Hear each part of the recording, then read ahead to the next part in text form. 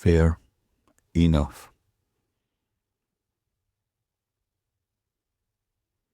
Working the night shift on a wet Sunday evening, John was driving past the graveyard in his taxi cab.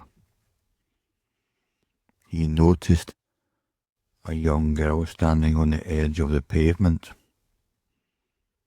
She hailed him down. He turned around on the quiet street and stopped to let her into the car.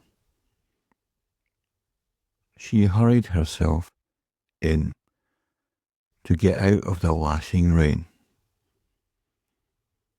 The girl was wearing a dark winter coat that had a deep hood raised forward over her head. Inside the hood, the girl's hair almost completely obscured her face. In a quiet and soft voice, the girl asked John to take her to a loch-in a few miles out of town. Her request surprised him, but he reasoned that perhaps she lived near the stretch of water.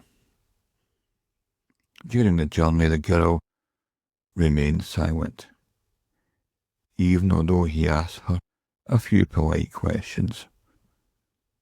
The weather was foul, and the rain drummed off the car windscreen. When they arrived at the remote spot, the girl asked him to wait for her.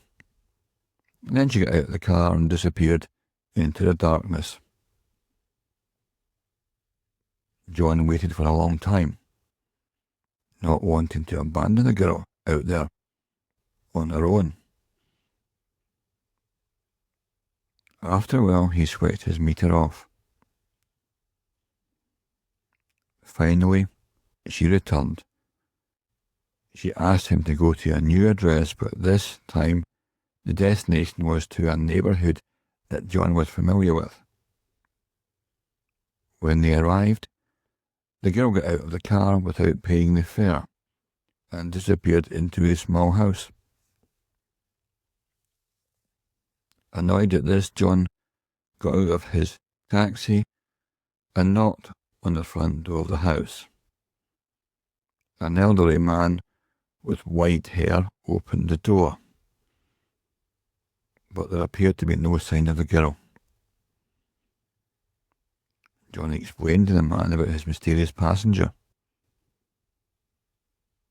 The old man said that there was no children in the house, but after a hesitation, he told John that he once had a daughter, but she had drowned in the loch-in in a car accident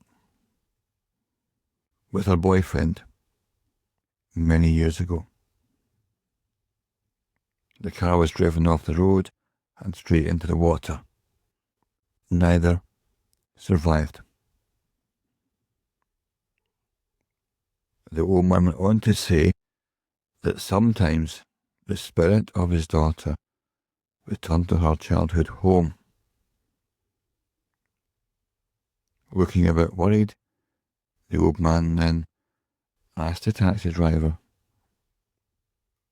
"You didn't get a good look at her face, did you?" John replied he had not. The old man smiled. Good. He then paid for the fare and closed the door over. When John got back to his car, he checked the back seat, and the place where the girl had been sitting, there was a puddle of dark water.